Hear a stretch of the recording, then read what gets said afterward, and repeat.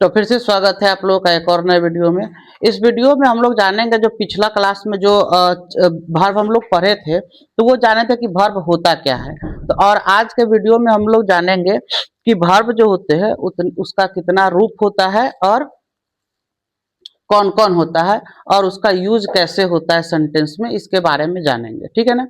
तो वीडियो शुरू करने से पहले, टॉपिक पे आने से पहले आप लोग को ये बता दें कि ये वीडियो आप लोग देख रहे हैं हमारे न्यू मास्टरमाइंड पब्लिक स्कूल के नाम से, जो स्कूल का पेज है और यूट्यूब आईडी है, उन दोनों पे देख रहे हैं। तो आप लोग से रिक्वेस्ट है, विनम्र निवेदन है कि इस वीडियो को देख के वीडियो को लाइक कर दे, शेयर कर दे।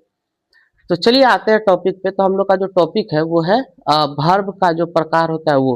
तो वर्ब जो हम लोग बताए थे कि कोई भी क्रिया होता है, काम होता है, चाहे वो कर रहा हो या अपने आप हो रहा हो, कुछ भी हो, तो वो काम जो है वो क्या कहलाता है? वर्ब कहलाता है। अब देखिए वर्ब जो होता है वो दो तरह का होता है, ठीक है ना। तो हम लोग जानेंगे दो तरह का कौन कौन वर्ब होता है। तो देखिए वर्ब जो होता है वो दो तरह का होता है, जिसमें पहला होता है मेन वर्ब, जिसको हम लोग प्रिंसिपल वर्ब या फुल वर्ब भी कहते हैं, और हिंदी में इसको कहते हैं प्रधान क्रिया।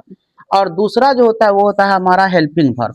हेल्पिंग वर्ब यानी कि सहायक क्रिया, ठीक है ना। तो हेल्पिंग वर्ब का काम होता है किसी भी सेंटेंस को बनाने में मेन वर्ब का मदद करना। जैसे कि टेंस हो गया, वॉइस हो गया, इन सब चीजों में जो है हेल्पिंग वर्ब का बड़ा महत्व होता है। हेल्पिंग वर्ब जो है वो कोई भी घटना घटता है तो उसके बारे में ये आपको बताता है कि वो घटना जो है वो कब घटा, यानी कि वो घटना घट रहा है या घट चुका है या फिर घटने वाला है। तो इन चीजों को बारे में जो बताता है तो वो हेल्पिंग वर्ब उसमें बहुत ही अहम रोल निभाता है। अगर कोई बोला कि मैं कल आऊंगा, तो वहां पर अगर मैं कल आऊंगा, तो इसमें जो कल वाला जो वाक्य होता है तो उसमें कल में कंफ्यूजन हो जाता है कि बीते हुए कल के बात कर रहा है या फिर आने वाला कल का बात हो रहा है, ठीक है ना। तो उसी को पहचानने के लिए जो हम लोग जो है जो हेल्पिंग वर्ब रहता है वो रहता है, तो उसको देख के हम लोग पहचान लेते हैं कि ये बीते हुआ बात बोल रहा है या फिर आने वाला बात बोल रहा है। तो जो हेल्पिंग वर्ब होता है वो क्रिया को मतलब बताने में बहुत ज्यादा उपयोगी होता है कि क्रिया जो है, काम जो है, वो हो चुका है या हो रहा है या होगा, ठीक है ना। तो इसको बताने का काम जो करता है वो बेसिकली हेल्पिंग वर्ब ही करता है, ठीक है ना। तो हम लोग जानेंगे कि हेल्पिंग वर्ब क्या होता है और मेन वर्ब क्या होता है। ये तो था उसका काम, ठीक है। तो देखो हेल्पिंग वर्ब जो होता है, पहले आते हैं मेन वर्ब पर। तो मेन वर्ब जो होता है वो क्या होता है कि जो क्रिया का जो मुख्य काम करता है वही क्या कहलाता है? मेन वर्ब कहलाता है, ठीक है ना। जैसे आई रीड, तो इसका मुख्य काम क्या है? पढ़ना, तो ये रीड जो है वो हो जाएगा मेन वर्ब। उसी तरह से आई एम रीडिंग, तो इसमें भी मुख्य काम क्या है? रीडिंग यानी कि पढ़ना, तो ये भी रीडिंग जो है वो हो जाएगा main verb. I am ready, यानी कि यहाँ पर जो मुख्य क्रिया है वो क्या हो जाएगा? काम क्या हो जाएगा? रेडी, यानी कि रेडी जो है वो क्या है? मेन वर्ब है, मुख्य क्रिया है, प्रधान क्रिया है। उसी तरह से हम लोग आते हैं हेल्पिंग वर्ब पे। तो हेल्पिंग वर्ब जो होता है वो किसी भी सेंटेंस को बनाने में बहुत बड़ा योगदान रहता है, उसका बहुत ज्यादा उसका जो ये रहता है। अगर वो हेल्पिंग वर्ब जो होता है वो पहले ही बता चुके हैं कि वो काम को बताता है कि वो काम जो है वो किस समय हुआ या हो रहा है, ठीक है ना। तो अब यहाँ पर देखते हैं, तो हेल्पिंग वर्ब के लिए जैसे हम लोगों ने सेंटेंस लिखा आई एम रीडिंग, तो इसमें जो एम है वो हो जाएगा हेल्पिंग वर्ब, सहायक क्रिया, और रीडिंग जो है वो मुख्य काम हो रहा है, तो ये हो जाएगा मेन वर्ब। उसी तरह से ही इज प्लेइंग, तो यहाँ पर जो ये इज है वो हो जाएगा हेल्पिंग वर्ब, और जो प्लेइंग है जो मुख्य क्रिया है वो हो जाएगा मेन वर्ब, ठीक है ना।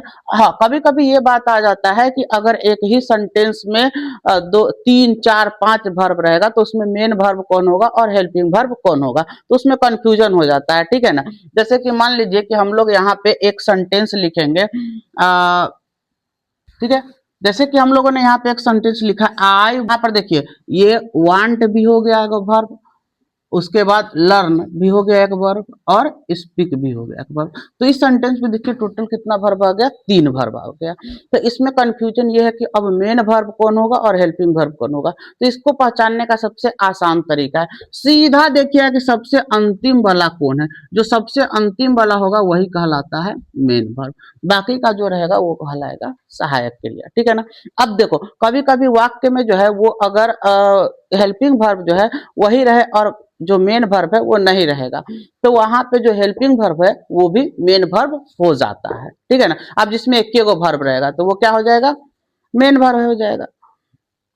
उसी तरह से जो हेल्पिंग वर्ब होता है तो उसका जो कुल नंबर होता है वो लगभग 24 होता है।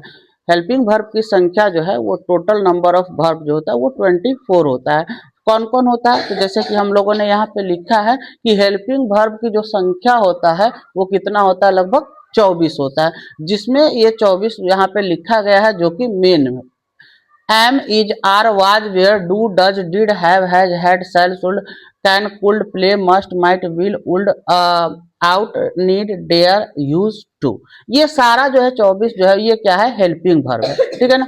और ये हेल्पिंग वर्ब जो है ये किसी भी क्रिया में रहेगा तो इसको देख के पता चल जाएगा कि ये हेल्पिंग वर्ब है, ठीक है ना। और एक बार और बता दे कि अगर कोई यहाँ पर कोई मुख्य क्रिया इस तरह से नहीं रहता, उसमें केवल हेल्पिंग वर्ब ही रहेगा, इसी में से कोई रहेगा तो वहां पर वो जो है वो मेन वर्ब भी क्या हो जाएगा, बन जाएगा। समझ रहे हैं? तो यहाँ पर हम लोगों ने अभी इस वीडियो में देखा मेन वर्ब और हेल्पिंग वर्ब के बारे में। अगर इसके बारे में और भी कुछ अगर आपको डाउट हो तो आप कमेंट बॉक्स में लिख सकते हैं, बता सकते हैं। और एक बार और कहते हैं, इस वीडियो को जहां से देख रहे हैं, फेसबुक से देख रहे हैं या यूट्यूब से देख रहे हैं, तो ज़्यादा से ज़्यादा लाइक, सब्सक्राइब और शेयर करें। तब तक के लिए धन्यवाद।